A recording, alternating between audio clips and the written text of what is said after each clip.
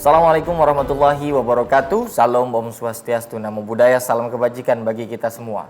Balik lagi bersama saya Sultan Rifandi dalam acara Interfaith hanya di Mata Milenial Indonesia TV. Matanya Indonesia. Tentu seperti biasanya, pada kesempatan kali ini kita akan berbincang-bincang seputar tema-tema keagamaan, tema-tema kebangsaan yang niatnya untuk menginternalisasikan, untuk mengaplikasikan dan belajar bersama untuk menerapkan nilai-nilai toleransi antar umat beragama. Kita tahu keberagaman di Indonesia luar biasa, maka dari itu pentingnya dialog antar umat beragama. Dan seperti apa akan kita bahas, dengan siapa nanti akan saya perkenalkan. Tapi sebelum saya memperkenalkan dengan siapa kita akan berdialog pada kesempatan kali ini, saya selalu ingin mengingatkan kepada para pemirsa di seluruh Indonesia untuk tetap menjaga protokol kesehatan, selalu jaga jarak, tetap memakai masker, sekalipun sudah sepertinya pandemi sudah mulai hilang nih ya, tapi tetap kita harus menjaga kondisi tubuh kita agar tetap sehat untuk bisa terus beraktivitas seperti biasanya tanpa ada virus apapun yang mengidap di dalam diri kita. Nah, seperti tadi saya sampaikan bahwa kita akan berbincang dengan salah satu tokoh agama yang luar biasa, yaitu Romo Metiko Dahyono sebagai bidang pengamalan DPD Walubi DKI Jakarta. Selamat pagi, siang, sore, dan malam nih Romo nih, karena kan yang nonton bisa lagi pagi, lagi siang, lagi sore, dan lagi malam. Sehat ya Romo ya? Sehat. Sehat. Romo, kita nanti akan berbincang dengan tema makna Hari Waisak. Kita mau tahu sebetulnya Waisak ini seperti apa sih pesan moralnya, nilai universalnya yang bisa kita pelajari bukan hanya untuk umat tertentu saja tapi seluruh masyarakat di Indonesia. Tapi ya para pemirsa, mungkin nih sebelum kita membahas temanya, mungkin ada yang tahu nih sebetulnya Romo Metiko ini seperti apa sih kalau di Walubi ya, kesehariannya itu seperti apa? Tak kenal maka tak sayang Romo. Nah, mungkin bisa Romo memperkenalkan kepada seluruh pemirsa supaya lebih mengenal Romo Metiko Dahyono. Silakan Romo. Baik, terima kasih Sultan. Pemirsa MMI TV yang berbahagia, pada kesempatan yang baik ini saya akan memperkenalkan diri. Ya, seperti tadi Sultan bilang, tak kenal maka tak sayang. Tak sayang. Gitu. Sebenarnya bukan hanya soal tak sayang, tak kenal ya kita nggak ada peduli gitu, nggak ada ketertarikan untuk siapa sih yang ngomong gitu. Yeah. Nah, biasa saya sebagai pandita agama Buddha ya, untuk pelayanan keagamaan Buddha, mulai dari pelayanan puja bakti atau peribadatan, perkawinan, dan seremonial lainnya. Di samping itu saya juga melayani umat Buddha bukan hanya di wilayah DKI ya atau Jabodetabek ya, karena saya kalau ceramah itu sampai ke Bogor ya, tapi saya juga sampai ke wilayah Jawa Tengah ya, terutama di daerah kampung kelahiran saya, yang mana di desa-desa itu banyak wihara atau umat yang membutuhkan siraman dharma gitu. Jadi saya dan teman-teman di desa itu membentuk suatu komunitas ya, namanya volunteer. Volunteer. Iya, volunteer kan sukarelawan. Ya, betul. Ya, kita beri nama satu nafas dalam Dhamma. Artinya ya kita semua itu menghirup nafas yang sama, udara yang sama, ajaran yang sama, yaitu Buddha Dharma. Jadi seperti kita ketahui di agama Buddha kan sama seperti di agama lainnya ada mazhab ya, atau kita menyebutnya nikaya ya, ada nikaya-nikaya lain, tapi kita melebur jadi satu komunitas tanpa memandang wihara itu berafiliasi atau bermazhab apa. Ya penting yaitu wihara itu umat Buddha, ya kita support. Nah, selain di Walubi DKI, saya juga membantu dan aktif di Majelis Agama Buddha Mahanikaya Indonesia atau MBMI, yang kebetulan juga sebagai pembinanya salah satunya ya. Kegiatan kami di DKI ya lumayan banyak ya, karena pelayanan umat Buddha itu kan bukan hanya soal ceramah atau doa. Bukan sekedar Ya. ritual keagamaan ya, Betul, Romo, ya. tapi kan banyak sekali ya, dari masalah rumah tangga ya, yang ada yang dulu mereka mau cerai jadi nggak cerai, kita kan konseling gitu kan. Jadi aplikasi dari ajaran Buddha atau Dharma itu dalam kehidupan sehari-hari. Ya. Nah, banyak kalau tiap hari itu ya orang itu tanya ke saya macam-macam ya, dari masalah konsultasi tentang pengetahuannya. Jadi persoalan publik pun ya, Romo. Ya? Persoalan publik. Sampai kadang bertanya ke hal-hal yang sensitif seperti politik yang sebenarnya saya nggak mau bahas gitu. Saya nonsen kalau politik ya maaf ya, saya tidak terlalu mengikuti karena itu bukan domain saya. Okay. Ya, tapi kadang orang-orang maksa ya saya abstain gitu. Nah, jadi memang kesehariannya bersama-sama dengan persoalan Betul. masyarakat juga, bukan hanya keagamaan ya, Romo ya. betul ya. Jadi di DKI juga saya bukan hanya melayani satu wihara tapi banyak wihara ya, banyak mazhab ya, karena di komunitas umat Buddha itu bukan hanya satu golongan, tapi ya, seperti rangkaian bunga itu loh. Banyak macam warna, jenis. banyak jenis. Tapi kalau udah dirangkai dalam satu fase seperti di belakang, Indah. kan cantik, indah. Nah, ajaran Buddha yang terdiri dari berbagai macam komunitas ini kalau kita kerjasama ya indah. Gitu ya. Seperti Indonesia. Bhinneka Tunggal Ika itu kan rangkaian keragaman suku, bangsa dan seterusnya yang ada di Nusantara ini. Ya. Gitu. Nah, berarti luar biasa narasumber kita ini memang kesehariannya itu memang dekat dengan persoalan-persoalan keumatan, persoalan-persoalan publik. Nah, seperti apa sih kalau misalkan kita tanya pesan Waisak, apa itu hari Waisak?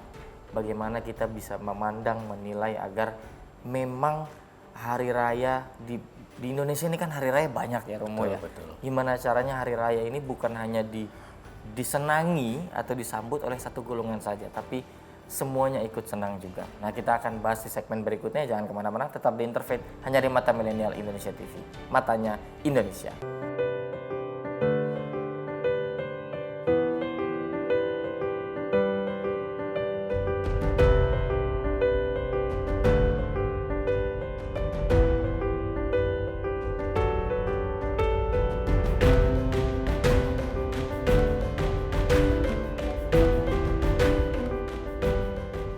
Kembali lagi masih bersama saya Sultan Rifandi dalam acara Interfaith di Mata Milenial Indonesia TV, Matanya Indonesia.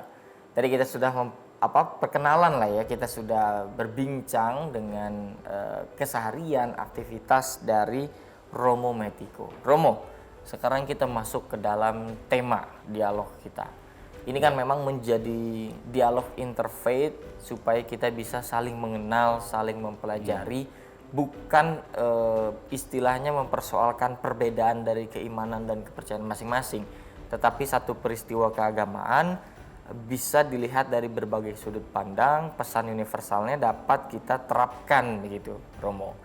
Nah, dalam konteks makna hari Waisak ini sebetulnya kan memang tidak banyak orang tahu seperti apa sih asal muasalnya, sejarahnya, pesannya. Nah, saya mau mulai dari apakah Waisak itu hanya sebatas atau berasal dari dimensi waktu, bulan, dan sebetulnya apa itu hari Waisak?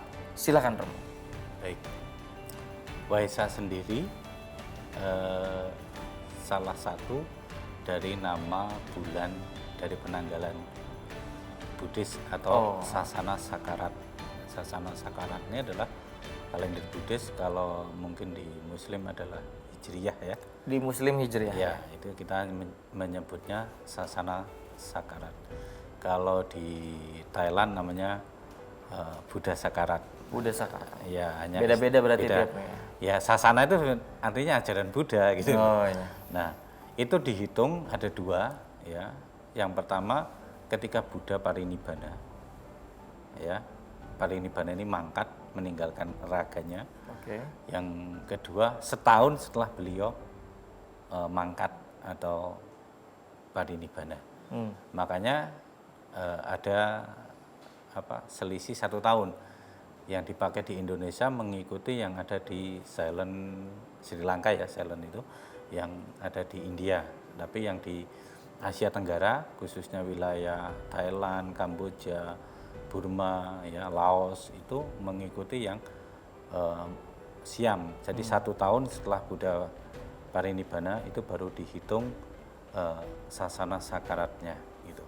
Nah, dari 12 bulan itu ada 1 bulan namanya Waisak, atau dalam bahasa Palinya Waisaka atau Waisaka, dalam bahasa Indonesianya jadi Waisak gitu. Ini adalah bulan di mana Siddhartha Gautama ya itu lahir ke bumi ini. Bulannya sama, harinya sama, yaitu saat purnama.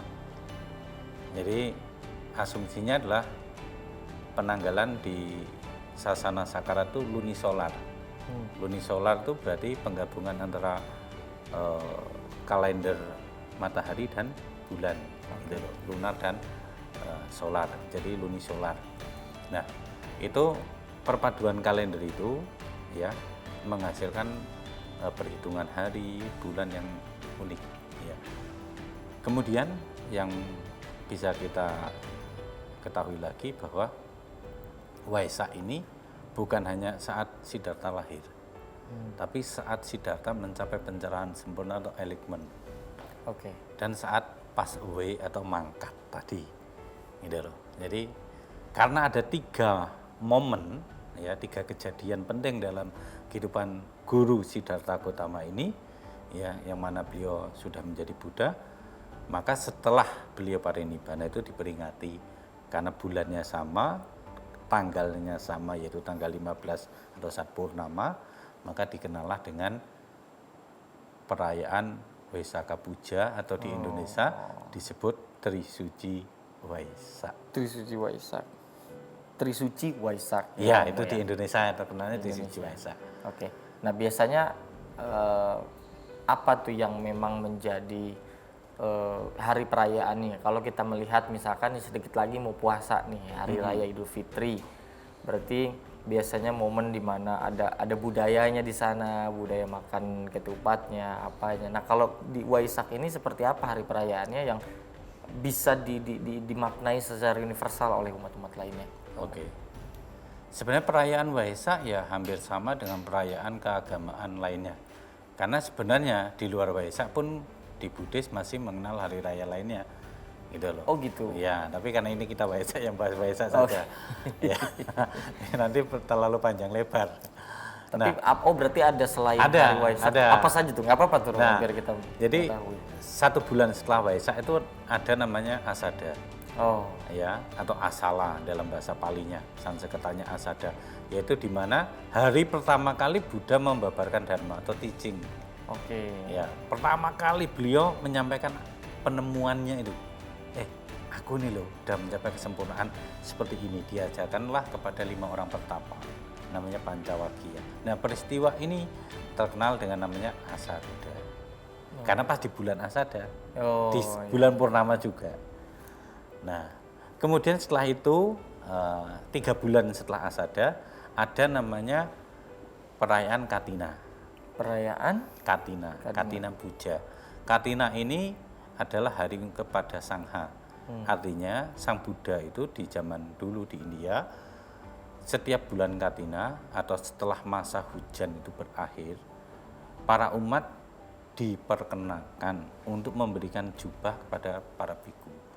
Karena para biku kan tidak mengumpulkan uang ya. Yeah. Jadi kalau di India itu pertapa mereka. Jadi kain yang mereka pakai sebagai jubah itu biasanya kalau di zaman dulu itu adalah kain sisa-sisa dari kremasi.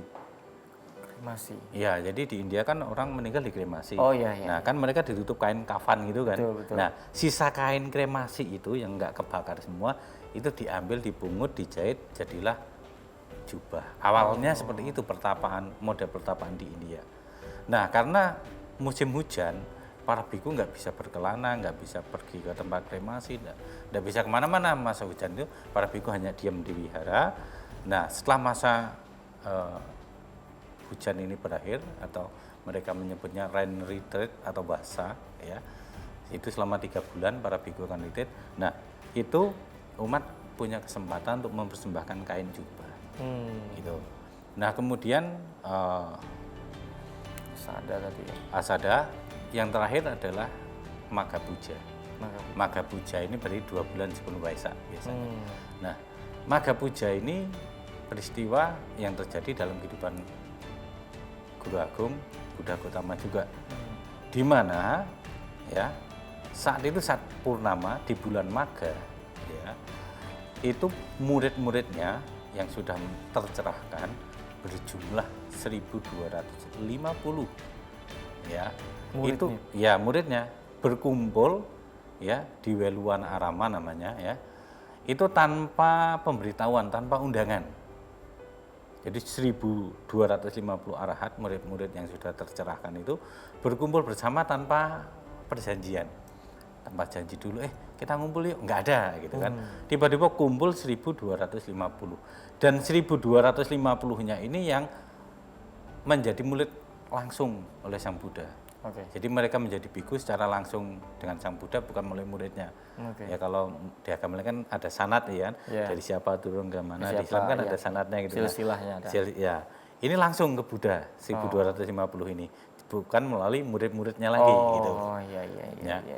Dan di situ ya di hutan bambu Weluwana Arama itu Buddha mengajarkan intinya ajaran para Buddha. Intinya ajaran para Buddha yaitu yang pertama tidak melakukan semua bentuk kejahatan. Yang kedua melakukan sebanyak mungkin kebajikan. Ya. Yang ketiga, ya inti yang ketiga adalah menjaga kebersihan hati dan pikiran atau menjaga kesucian hati dan pikirannya. Nah, inilah inti ajaran para Buddha. Nah, itu yang terjadi di bulan Magha. Nah, maka 4 peristiwa yang dianggap penting dalam kehidupan Siddhartha Gautama sebagai Buddha ini kemudian setelah beliau mangkat atau parinibbana diperingati. Oh, di bulan Magha ada loh, di bulan Asada ada, di bulan Katina ada, di bulan Waisak ada. Nah, di bulan Waisak inilah 3 peristiwa yang terjadi dalam kehidupan Siddhartha itu sendiri. Makanya dikenal dengan nama Trisuci Waisakha ya. Trisuci Waisak. Nah, tapi Romo ya, ini kan memang ternyata bukan hanya hari Waisak saja ya, itu ada hari-hari lainnya yang memang peristiwa penting dalam sejarah keagamaan Buddha itu sendiri. Tapi kalau kita lihat spesifik di Waisaknya, Romo, ini kan kalau kita perbandingkan misalkan dengan Idul Fitri, di sana apa istilahnya ya, ada pengorbanan yang dilakukan setelah berpuasa, setelah menahan nafsu, menahan diri 1 bulan penuh. Itu hari kemenangan, dimaknai sebagai hari kemenangan, dimaknai sebagai hari yang berbuat kebaikan dan lain-lain sebagainya.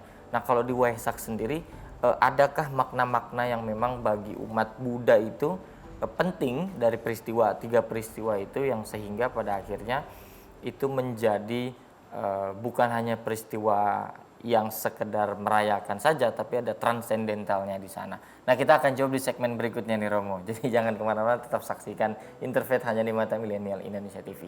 Matanya Indonesia.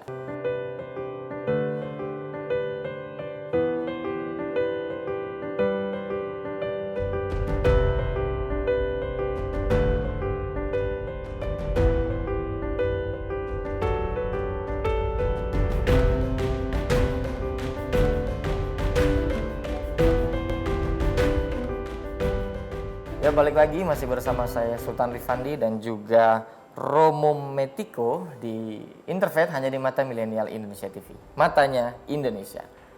Langsung balik lagi nih kita sama pertanyaan yang sebelumnya kita tanyakan tadi, bahwa apa sih makna transendental ya, selain juga ada peristiwa horizontal juga di situ yang akhirnya menjadi hari peringatan Waisak, Romo. Sehingga kita bisa ikut juga, oh ternyata seperti itu ya hari Waisak itu. Silakan Romo. Baik. Jadi Waisak itu sebenarnya bukan hanya sekedar momen untuk merayakan ya Siddhartha Gautama menjadi Buddha saja. Ya. Tapi momen di mana setiap manusia yang meneladani atau mempraktekkan ajarannya Siddhartha Gautama atau Dharma itu, ya, dia akan mencapai hal yang sama. Gitu loh. Jadi ketika Siddhartha kan manusia sama dengan kita, ya, beliau manusia, cuman karena beliau mempunyai kebajikan yang luar biasa dan berlatih luar biasa karena 6 tahun sengsara, ya. Tapi umat Buddha nggak perlu 6 tahun sengsara lagi karena sudah dilalui oleh Siddhartha Gautama. Nah, beliau menemukan sebuah jalan untuk menuju pencerahan. Nah, jalan menuju pencerahan inilah yang ketika dipraktekkan, ya, dan manusia mencapainya, manusia itu terbebas dari namanya samsara. Samsara adalah siklus kelahiran dan kematian, gitu. Jadi dalam pengertian agama Buddha itu lahir dan mati itu akan terus terjadi selama para makhluk, ya, bukan hanya manusia, karena ini dengan makhluk di atas manusia, para dewa juga sama mengalami siklus ini. Nah, itu tidak akan menemukan atau mencapai pembebasan dari samsara sebelum terbebas dari siklus lahir dan mati. Nah, ketika terbebas dari siklus lahir dan mati, artinya kehidupan ini adalah kehidupan yang terakhir. Tidak ada kelahiran lagi, nggak ada kematian lagi, karena logikanya kan begini, orang lahir itu akan mati, orang mati lahir lagi. Entah lahir di alam bahagia atau alam yang menderita, surga atau neraka, kan gitu. Kita percaya ada kehidupan setelah kematian. Nah, inilah namanya siklus. Nah, kalau dalam agama Buddha, karena alam ini bukan hanya alam manusia, surga dan neraka, ada 31 alam, makanya manusia itu bisa muter di salah satu dari 31 alam ini. Gitu loh. Ya, ada 26 alam surga, ada di bawahnya 4 alam yang menderita, manusia di tengahnya. Gitu loh. Nah, momen Waisak adalah momen di mana manusia yang berusaha fighting, berjuang dalam jalan Dharma akan mencapai pencerahan seperti gurunya, yaitu Siddhartha Gautama. Seperti kalau kita sekolah di mana hukum, lulus kan jadi apa? Ahli hukum. Nah, kita sekolah kedokteran, lulus jadi apa? Dokter. Nah, kita sekolah Dharma, lulus jadi apa? Jadi Buddha. Gitu loh. Nah, itu kalau lulus, kalau nggak lulus ngulang lagi. Masalahnya kan dia itu ngulang. Nah, proses ngulang inilah namanya samsara. Ngulang lahir dan mati, lahir dan mati. Nah, setiap manusia yang berusaha, ya, mempraktekkan Dharma dan mencapainya, karena ada orang yang berusaha saja tapi nggak capek-capek, gitu loh. Nah, dia mencapai, ya, kalau dalam bahasa umumnya achievement. Tapi kalau pengertian spiritual kan bukan achievement. Dia mencapai pencerahan, ada elemen pencerahan batin itu, dia tahu persis bahwa ini duka atau derita, ini bahagia, ini perbuatan yang membawa saya menambah duka, ini perbuatan yang membawa saya menambah bahagia.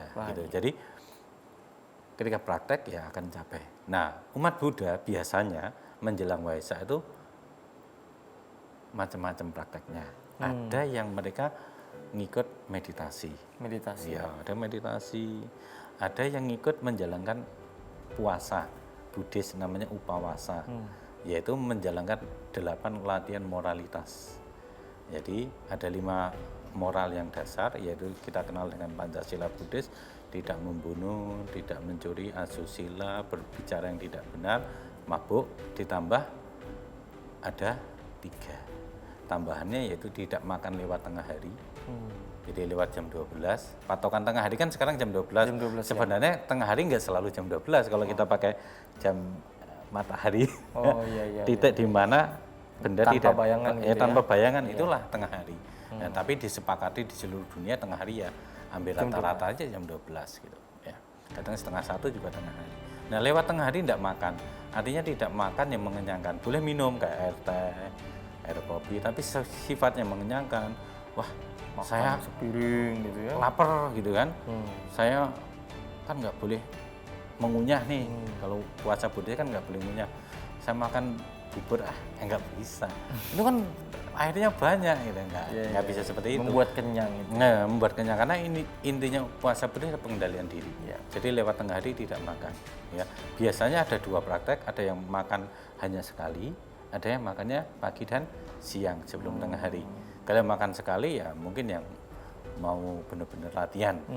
Kalau yang aktivitas sehari-hari kayak saya kerja dan seterusnya itu ya bisa pagi dan siang sebelum jam 12. Nah, yang selanjutnya sila yang ketujuh itu tidak memakai perhiasan, wangi-wangian atau berdandan, ya itu enggak. Di hari Waisak itu, Romo? Di puasanya. Di puasanya. Okay. Ya kan? Dia enggak pakai wangi-wangian, saya enggak pakai parfum, enggak pakai bedak, enggak pakai diamond berlian ya, nggak pakai kalung-kalung ya kan, misalnya wanita kan suka pakai, laki suka mau tampil maskulin nih, pakai wangi-wangi yang enggak, ya pakai minyak wangi juga nggak boleh, gitu loh. Nah, terus yang kedelapan adalah tidak tidur, tidak menyanyi, tidak tidur di tempat yang tinggi. Kita nggak boleh menyanyi, menari, ya, juga tidak boleh tidur di tempat yang tinggi. Artinya kita tidur tingginya tidak lebih dari 1 hasta ini, tinggi tempat tidurnya. Nah, inilah puasa dalam agama Buddha, menjalankan 8 moralitas. Nah, itu biasanya dilakukan macam-macam variatif. Ada mereka yang ngambil 1 minggu sebelum Waisak. Jadi seminggu sebelum Waisak saya mau Atasila namanya ya. Atasila. Ya, Atasila karena 8 moral. Ata atau asta atau hasta itu artinya 8. Oh iya. Jadi dari bahasa Sanskerta ya. Betul, ya. Mereka menjalankan 8 moralitas, ya.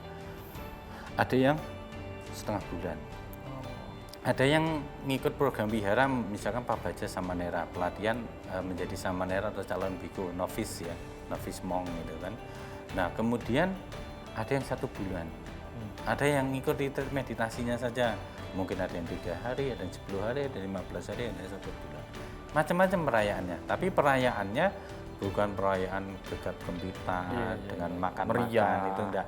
Perayaannya jelas dengan praktek, karena tujuan Waisak adalah kita harus berpraktek seperti guru kita, agar terbebas dari penderitaan hidup, agar keluar dari samsara. Tapi ini yang kita sebut dengan puasanya ya. Kalau perayaannya macam-macam, karena setiap desa itu beda-beda. Di daerah saya di Jawa Tengah itu kalau Waisak mirip Lebaran. Jadi ada hidangan, ada orang saling berkunjung, maaf-maafan gitu loh. Ada THR-nya juga. Iya.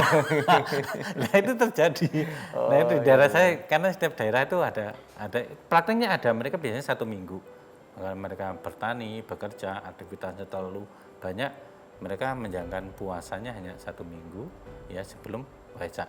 Setelah itu mereka mengikuti Waisak, ada yang menjalankannya di wihara, ada yang ke Candi Borobudur, ada yang ke candi lainnya ya, yang di Sumatera, ada yang ke Muaro Jambi, ada yang ke Muaro Takus ya, ke situs-situs Buddhis biasanya. Kemudian yang di rumah ya itu di wiharanya masing-masing. Setelah itu ada perayaan ya seperti mirip Lebaran gitu tadi. Ya karena setiap desa, setiap daerah itu beda. Di Jakarta mungkin nggak kayak Lebaran, ada lokal ya biasa aja. Tapi kalau di daerah saya itu 1 minggu ada tradisi Lebaran. Nah Romo, kalau tadi banyak berarti memang rangkaiannya sehingga sampai pada hari perayaan Waisak. Kalau kita bicara konteks di Indonesia, bagaimana itu bisa memang memasuki ya sejarahnya di Indonesia seperti apa sehingga bangsa ini memang betul-betul merayakan secara nasional dan nilai luhur seperti apa yang memang berjalan beriringan dengan identitas kebangsaan kita, sehingga dari hari perayaan Waisak, perayaan Idul Fitri, perayaan Nyepi dan lain-lain sebagainya itu tidak menjadi benturan konflik antar umat beragama. Kita akan jawab di segmen berikutnya. Jangan kemana-mana, tetap saksikan Interfaith hanya di Mata Milenial Indonesia TV. Matanya Indonesia.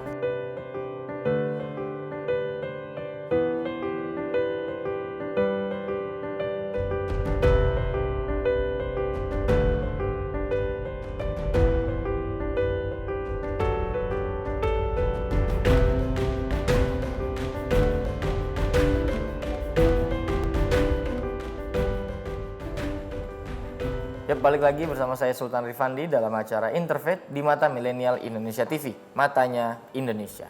Romo, tadi bagaimana kira-kira kalau misalkan kita mengetahui sejarah perkembangan Hari Waisak di Indonesia, kemudian apa sih nilai luhur, nilai budaya yang memang berjalan beriringan dengan bukan hanya di Hari Waisak tapi di perayaan-perayaan lain supaya tidak terjadi konflik antar umat beragama. Silakan Romo. Baik. Perayaan keagamaan, kalau kita tahu inti dari setiap masing-masing perayaan keagamaan, itu kita akan menemukan intinya sama, bahwa dalam setiap manusia yang beragama akan dijumpai sebuah event, ya, sebuah kejadian yang berkaitan dengan guru pendiri agama itu sendiri dan ajarannya. Nah, di setiap agama kan terjadi, dan perayaannya bukan hanya satu. Ya. Nah, kalau kita ketahui di Muslim kan bukan hanya Idul Fitri Idul Fitri saja. saja, Iya, betul, ada kan Idul ada Adha. banyak rangkaian ya, ada Idul Adha, ada apa lagi? Kelahirannya juga, Ya, bulan ada Maulid, Maulid, lah, ada iya, Isra iya. Miraj dan Muharram, kemarin, ya, ya banyak. kan? Banyak kan. Setiap agama juga sama. Kita di Kristen juga ada, Iya, di Katolik bukan hanya ada. Natal saja, ya kan. Di Hindu juga bukan hanya Nyepi, bahkan Nyepi itu sebenarnya perayaan tahun baru, Oh, iya. bukan hari rayanya. Kalau hari rayanya ya Galungan, Kuningan, kayak gitu kan. Iya, iya. Nah, ketika kita memahami satu sama lain, tahu satu sama lain, ya, kita akan timbul namanya toleransi. Oh, mereka juga sama seperti kita, atau ada hari rayanya. Oh, itu toh inti hari rayanya. Loh, kok sama dengan kita, gitu loh. Nah, artinya setiap hari raya itu ada momentum bagi setiap penganut agama untuk introspeksi ke dalam. Sudahkah saya berada di jalur agama dengan baik dan benar? Sudahkah saya memahami ajaran agama ini dengan baik dan Benar. benar? Nah, ketika kita bisa introspeksi ke dalam, ya, kita kan menjadi manusia yang baik, yang saleh, ya, Ya. yang penuh dengan cinta kasih, penuh dengan welas asih. Tapi kalau kita beragama itu hanya show off keluar, maka akan timbul fanatisme. Dan fanatisme ini sangat berbahaya. Karena fanatisme yang keluar ini bisa mengganggu toleransi, bisa mengganggu kebinekaan kita, ya kan? Bahkan bisa mengganggu stabilitas negara. Negara kita. Di banyak kasus kejadian konflik di negara-negara yang lain yang melibatkan dua agama atau lebih kan karena praktek fanatisme. Jadi beragamanya itu keluar deduktif ya, bukan induktif. Padahal kalau kita benar-benar beragama ya kan ke dalam gitu loh. Kalau di Islam kan ada namanya hablum minallah ya. Ya, hablum minallah, hablum minannas. Ya, kalau udah beragama kan hablum utusan manusia, insannya dengan Tuhannya, gitu loh. Kita berbuatnya kan seperti itu. Tetapi sama manusia hukum sosial terjadi hablum minannas, kan seperti itu. Yap. Ya, jadi kalau kita crossing kan dibolak-balik ya cilaka, gitu loh. Nah, ketika kita tahu bahwa oh di agama ini perayaannya ini, ya. Di Indonesia ada 6 agama yang diakuin. Dan yang belum diakuin, yang masih masuk kategori penghayat sangat banyak. Iya. Nah, kita pun bisa menerima perbedaan itu, gitu loh. Nah, Waisak sendiri di Indonesia, setelah terbentuk menjadi negara, dirayakan bersama-sama ya, dirayakan bersama-sama di Candi Borobudur pertama kali tahun 53. Oh, tahun 53. Ya, itu setelah lahir NKRI gitu loh. Sebelumnya kan hanya di wihara-wihara. Perayaan yang besar-besaran pertama kali tahun 53 di Borobudur. Di Borobudur. Ya, kemudian terus hingga sekarang. Berhenti Pak saat pandemi. 65 pernah berhenti karena 66 ya, karena ada agresi ya. Politik ya, Ya. ada konflik gitu. Nah, kemudian berjalan lagi berhenti perayaan di Borobudur itu ya pandemi kemarin ini ya, dari 2020 2021 ya, mungkin 2022 ini sudah bisa nih ya, perayaan agama apapun kan Iya. terhenti ya. Betul. Perayaannya yang terhenti, tapi kan eventnya kan tetap berjalan ya. Hari rayanya tetap jalan, tapi perayaannya yang ditiadakan karena ya tahulah pandemi kan kita harus memang benar-benar menjaga protokol kesehatan. Iya. Nah, kemudian Waisak itu menjadi hari libur nasional itu tahun 78. 78 ya. Itu melalui ketetapan presiden ya. bahwa Waisak menjadi hari libur nasional. Artinya Waisak juga dirayakan dari Sabang sampai Merauke. Miangas sampai Pulau Rote gitu Ya, kan. ya. Seluruh warga Indonesia walaupun tidak beragama Buddha, sebenarnya ketika di hari libur nasional itu kan ikut merayakan. Ikut merayakan. Ya sama ketika besok Lebaran, Idul Fitri. Saya tidak merayakan Idul Fitri tidak Idul Fitri, tidak Lebaran, tapi kan saya merayakannya. Kenapa? Saya menikmati hari libur itu. Iya, kan? iya, Saya terima kasih karena adanya Idul Fitri, Jadi saya bisa libur lama gitu. Kan harusnya itu yang dimaknai. Betul. Lu coba kalau nggak ada hari raya keagamaan, mau kerja tuh. Iya. Ya, stres lama. Jadi tapi ya harus pas gitu loh kan. Artinya dengan Dan enam itu agama yang bukan mengimani ya dari bukan, apa yang mereka merayakan bukan harus mengimani. Sekarang hari Minggu sebagai hari libur nasional, saya tanya. Padahal kalau kita Minggu sendiri kan dari kata Domingo, bahasa Belanda, yang artinya hari untuk bertemu dengan Tuhan di gereja, hari ke gereja, ya kan? Nah, apakah saya libur di hari Minggu terus saya menjadi seorang Kristen? Kan tidak. Betul. Tapi kan saya merayakan, oh hari libur, berarti saya bisa kumpul keluarga, saya bisa lakukan aktivitas yang tidak bisa saya lakukan di hari kerja, gitu kan? Kenapa? Saya bisa sepeda santai, saya bisa goes, dan umat Buddha di hari Minggu malah sembahyang. Padahal sembahyangnya Buddhis itu kan 4, ya. Jadi Uposatha atau hari penanggalan bulannya, yaitu tanggal pertama Uposatha atau bulan Tilem, bulan gelap atau Cuit, ya. Kemudian tanggal 8, ya, seminggu kemudian. Kemudian tanggal 15, ya, yaitu pas bulan purnama atau Cabgo. Kemudian seminggu lagi tanggal 21-nya, kemudian ketemu lagi di bulan gelapnya lagi. Jadi sebulan ada 4 kali ya. untuk melakukan kegiatan sembahyang atau puja bakti atau ibadahnya. Tapi di Indonesia tidak. Di Indonesia karena hari liburnya adalah hari Minggu, ya sudah, kebaktiannya, puja baktinya, aktivitas keagamannya hari Minggu. Jadi hari Minggu di Indonesia bukan hanya harinya orang ke gereja sesuai arti kata Domingo itu tadi, tapi juga hari raya agama-agama lainnya. Gitu loh. Inilah toleransi gitu. Dengan adanya libur, orang kan bisa melakukan aktivitas istirahat yang selama ini dia tidak bisa melakukan. Inilah kita pentingnya memahami hari raya agama orang lain. Oh, dengan adanya Waisak nih, pegawai negeri, pegawai swasta, semuanya bisa libur. Merasakan hari itu enak, nyaman libur loh. Nah, Romo, tapi kalau kita melihat atau mempelajari tradisi di selain di Indonesia, ada apa atau di daerah ada local wisdom tersendiri nggak tuh? Misalkan di daerah Sumatera perayaannya seperti ini, tadi di daerah kelahiran Romo seperti ini. Nah, itu kan pasti akan ada perbedaan-perbedaan. Kita akan jawab di segmen berikutnya. Jangan kemana-mana, tetap saksikan Interfaith hanya di Mata Milenial Indonesia TV, matanya Indonesia.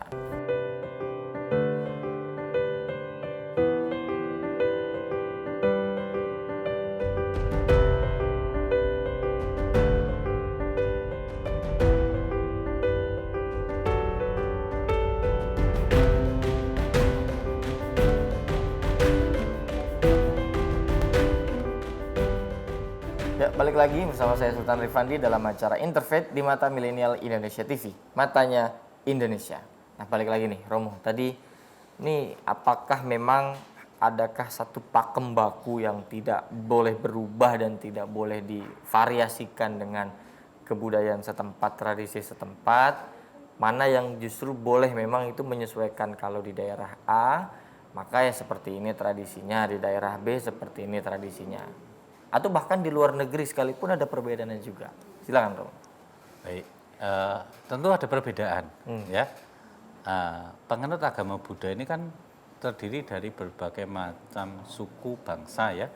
Bukan hanya kayak seperti saya, ya, orang Jawa bukan, atau bukan hanya orang Tionghoa, atau bukan hanya orang Bali, orang Lombok, ya, orang Sasak, atau bukan hanya orang Karo, kan. Nah, atau suku bangsa lainnya, kalau di Kalimantan orang Dayak, ya. Nah, seperti di Dayak Halong itu, mereka merayakan Waisak berbeda dengan masyarakat Jawa. Inti Waisaknya sama. Ya, nanti ada detik-detik Waisaknya sama. Tapi perayaannya yang Berbeda. beda. Ya di Tanah Karo sana, ya di daerah Langkat, mereka merayakan Waisak ya seperti lokal wisdomnya orang Batak Karo ya. Beda dengan kami yang ada di Pulau Jawa. Di Jakarta berbeda.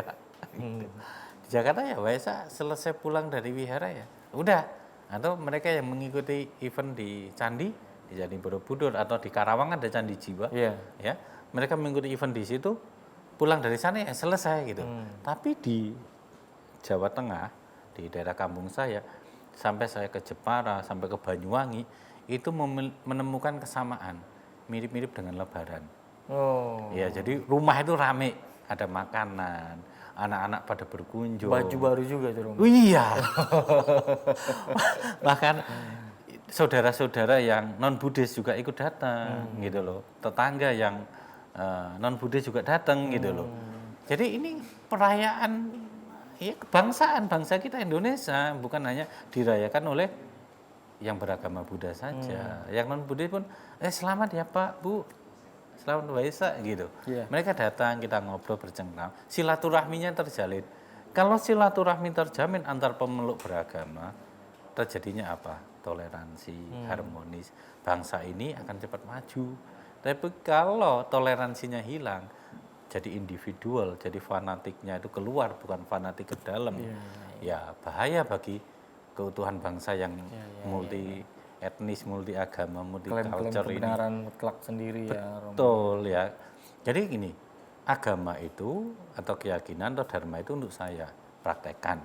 Ketika saya praktekkan, saya bawa hasil kebahagiaan dari praktek dharma itu saya bagikan kepada semua makhluk. Makanya di setiap doa Buddhis selalu diakhiri semoga semua makhluk bahagia. Kenapa?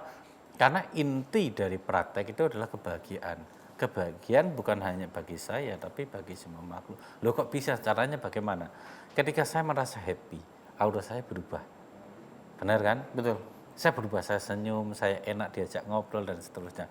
Tapi ketika saya stres, saya ada masalah, saya sensi enggak? Iya, terlihat. Sultan itu tanya, apa sih kamu? Saya jawab gitu. Lah, padahal ini masalah saya nggak ada hubungannya dengan Sultan loh. Iya. Tapi karena ini energi negatif, bad energy, ya Sultan ngajak ngomong salah, saya bisa ngegas. Salah paham, konflik, berantem saya sama kamu. Gitu kan? Iya. Nah, sama ketika praktek keagamaan itu dilakukan dengan benar, hasilnya apa? Bahagia. Apapun agama Anda, akan bahagia. Kebahagiaan ini, rasa yang happy ini, wajah yang senyum, yang adem, ketika ketemu siapa saja kan adem. Nah, contoh kalau orang habis sholat apa salaman kan? Ya. Nah, itu kan adem. Gitu loh. Di mana saja mereka habis sholat akan salaman. Happy dong, adem. Habis praktek kan adem. Masa habis sholat, ngapa kamu salaman? Tonjok kamu, kan nggak mungkin. Jadi pukul-pukulan habis sholat. Kan nggak mungkin seperti itu, karena habis praktek. Sama ketika setiap beragama habis praktek, prakteknya benar, pasti happy. Nah, ketika rasa happy ini bisa disaringkan, bisa dibagikan kepada siapa saja, kepada makhluk yang terlihat, manusia, hewan, kan? Habis masa ada orang habis sembahyang langsung menganiaya hewan, kan nggak mungkin. Rasa happy-nya itu. Kenapa? Saya habis ketemu dengan Tuhan, gitu kan? Saya habis mengabdikan diri di jalan Tuhan. Nggak mungkin kita mau menganiaya. Gitu loh. Mau ngomong salah aja mikir-mikir. Kata-kata saya ini bisa nyinggung Sultan nggak ya? Iya. Kata-kata saya ini bisa menyakiti hatinya nggak ya? Jadi Gitu. ada sifat kehati-hatian gitu. Betul. Kenapa? Kita berada di praktek agama yang benar. Itu induktif ke dalam. Tapi kalau show off, deduktif ya merusak. Oh, kamu beda. Ya kok sembahyang seperti ini. Ini kan cara saya, baju saya, walaupun sama-sama baju nih, belum tentu cocok ukurannya dengan kamu. Iya. Mungkin lebarnya sama, lingkaran dadanya sama, tapi panjangnya kan bisa beda. Betul. Gitu loh. Betul. Punya saya di sini harusnya lebih lebar dikit karena kalau terlalu kecil saya nggak bisa gerak. Nah, ukuran baju itu sama dengan praktek keagamaan. Setiap orang walaupun bajunya sama, agamanya sama, ya ukurannya bisa beda. Saya mantapnya seperti ini. Yang penting kan saya pakai baju. Yang penting saya menjalankan ajaran agama itu. Ya. Tapi kalau pakam saya biasanya seperti ini. Saya dengan gerakan yang penuh syukur, nggak buru-buru, ya kan. Nah itu berbeda dengan mereka yang pamer ya. Wah, gerakannya cepat banget. Atau mungkin pakai apa kalau orang sembahyang itu sekarang itu pencitraan ya, biar kelihatan orang yang alim, orang yang baik gitu kan. Nah, bukan seperti itu. Gitu. Kalau kita beragama hanya untuk seperti itu, untuk show off, casingnya saja, agama ini akan kosong. Ya, kenapa? Isinya yang terjadi tadi, orang beragama tapi tidak tahu aturan. Contoh, ini jalur busway, banyak pelanggarnya tiap hari. Mereka beragama enggak? Beragama. Lampu merah, jelas merah harus berhenti. Mereka yang melewati batas garis merah semua. Mereka beragama enggak? Beragama. Loh kenapa melanggar lalu lintas? Orang beragama kan kalau kita ke dalam kan taat. Oh iya lampu merah berhenti. Oh kan nggak ada polisi. Ini bukan soal polisi atau tidaknya. Ini keselamatan kamu. Karena ada kendaraan lain yang mau lewat, gitu kan? Ini kan contoh. Dan di Indonesia kenyataannya pelanggaran lalu lintas tinggi sekali. Tinggi sekali. Lah keagamaannya di mana? Contoh, kebersihan sebagian dari iman. Kita lihat sungai. Isinya apa? Sampah. Dipertanyakan gitu kan. Keimanan Anda di mana? Gitu loh.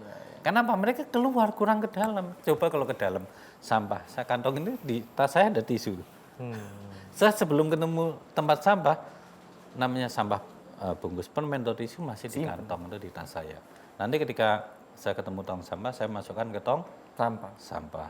Nah, inilah praktek keagamaan itu seperti itu. Jadi iman itu atau belief system itu mempengaruhi perilaku, habit kita. Kalau habit kita tidak berubah dengan dasar pemahaman agama yang kita praktekkan, nah ini susah sekali, gitu loh. Padahal tujuan agama kan seperti arti katanya, itu tidak agama itu kan katanya kekacauan. Beragama agar hidup manusia tidak kacau. Nah, umat Buddha beragama Buddha menjalankan ajaran Buddha, merayakan setiap event-event di dalam keagamaan Buddha tujuannya kan satu, agar kehidupannya tidak kacau. Gitu loh. Kalau kehidupannya terkendali, umat Buddha itu akan menemukan kebahagiaan sebenarnya. Dia akan menemukan pencerahan yang sama persis seperti Siddhartha ketemukan. Nah, gitu. Romo, ini nggak kerasa sudah terakhir nih ngobrol sama Romo nih ya. Closing statementnya Romo, supaya memang Waisak ini menjadi salah satu perayaan yang bisa dirasakan tadi. Seperti yang Romo bilang, di berbagai tempat kita ya semuanya ikut merayakan gitu loh. Semuanya ikut hidangan-hidangan yang disediakan gitu loh. Bahwa sebetulnya beragama ini sejuk gitu Romo. Jadi ke dalam sifatnya, induktif ya Romo ya. Bukan justru kita menyamakan ukuran baju kita sama dengan semuanya. Nah silakan Romo. Baik. Ngomong-ngomong soal perayaan agama bisa dirayakan oleh semua bangsa. Saya setiap ini mau lebaran di rumah saya ya itu panen opor. Serius, ini serius. Daging jadi makan daging. Lebaran saya tidak merayakan tidak merayakan Idul Fitrinya, tapi saya merayakan lebarannya. Saya ikut merayakan. Kenapa tetangga saya semua kasih? Serius, itu sampai seminggu nggak perlu masak.